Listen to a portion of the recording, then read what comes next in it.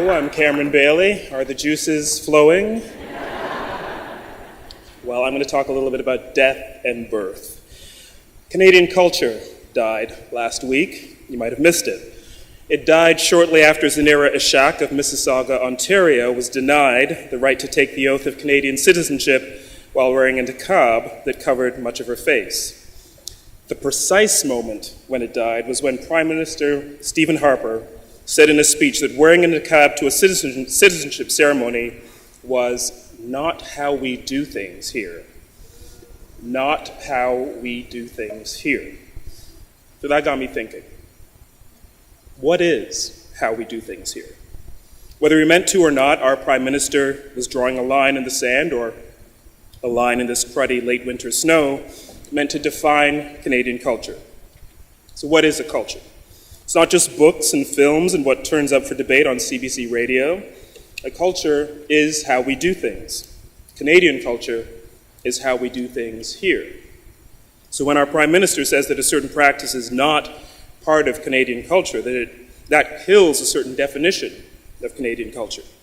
Specifically, it kills the definition that says Canadian culture is whatever Canadians say it is. It's whatever Canadians do. It's everything Canadians do. How we do things is how we do things here. That's what we signed up for when our Charter of Rights and Freedoms was signed. We signed up for what we call fundamental freedoms. Freedom of expression, freedom of religion, freedom of thought, freedom of belief, freedom of peaceful assembly, and freedom of association. It's the freedom to say, I'm going to do whatever the fuck I want, so long as it doesn't hurt anybody else. This is Canada, after all. So the good news is that whenever Canadian culture dies, it gets reborn. These days, it gets reborn instantly. I like to call that process sarcastic Twitter. No sooner had the decree come down that wearing a niqab to a citizenship ceremony was not how we do things here, sarcastic Twitter lit up with a hashtag #DressCodePM. Somebody posted a picture of a female doctor delivering a baby with her face and head covered by surgical gear, with the words, "Perhaps I shouldn't gown and mask in the OR, #DressCodePM. Not sure if my V-neck sweater and cords were a good choice today. Please help me out, PM Harper, #DressCodePM. Need clarification. Does PM Harper need to approve my wife's clothing, or can any man do it? #DressCodePM. 3-year-old niece wants to wear her pajamas all day. This strikes me as a rejection of Canadian values. But I'm unsure. Please advise, #DressCodePM. So thankfully, Canadian values continue to include sarcasm. Sarcastic Twitter is how we do things here, which explains Canadian creativity. Canadian creativity is built on the principle of not that English poem, but a Canadian version of that English poem. Not that French folk song, but a Quebecois response to that French folk song. And especially not that American movie, that American painting, that American pop song.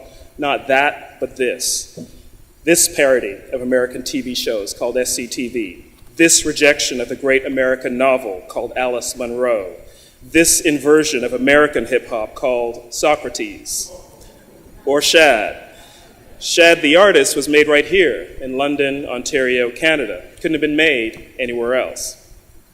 Canadian culture has been criticized and denigrated for being reactive, for responding to culture made in other places.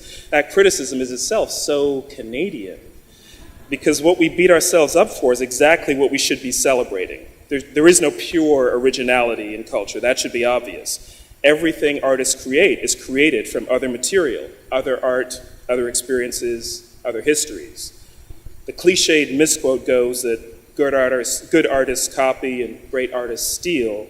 We should probably add a line to that. Canadian artists copy, steal, remix, and drop the mic. That's how we do things here. I began to really learn about Canadian culture and Canadian creativity right here at Western, probably about 200 years ago. I learned about the complex web of illusion in James Rainey's poetry, the radical play in Michael Snow's filmmaking. In fact, even more than Wavelength, the Michael Snow film I love is a cinematic Mobius strip called So Is This. I learned about Margaret Atwood and Leah Poole, and the more I learned, the more I realized that Canadian culture, like all great cultures, is a beautiful patchwork of associations. The more you learn, the more you see the connections. And because Canada's not really old enough or big enough or powerful enough to have ever developed one dominant culture, artists here get to play in those in-between spaces. A Cree painter like Kent Monkman steals from the colonizing paintings and photographs that try to literally capture Indigenous people, and he reinvents them. He satirizes the philosophical certainty in the work of a photographer like Edward Curtis, and then blows it wide open. He destabilizes it. That's the same thing that David Cronenberg does with the horror film genre, destabilizes it. It's what Stan Douglas does with New York art photography, what Arcade Fire and Broken Social Scene did with indie rock, what Guy Maddin does with European silent cinema. They open up holes, fissures, breathing room. They break open anything that looks like a solid, total whole. That is how we do things here. So Canadian culture was born again this week when Canadian women poked all kinds of holes in the idea of anyone in power telling us how we do things here. Parody and sarcasm were the familiar, reliable, very Canadian weapons. Don't ask us to take any orders as gospel.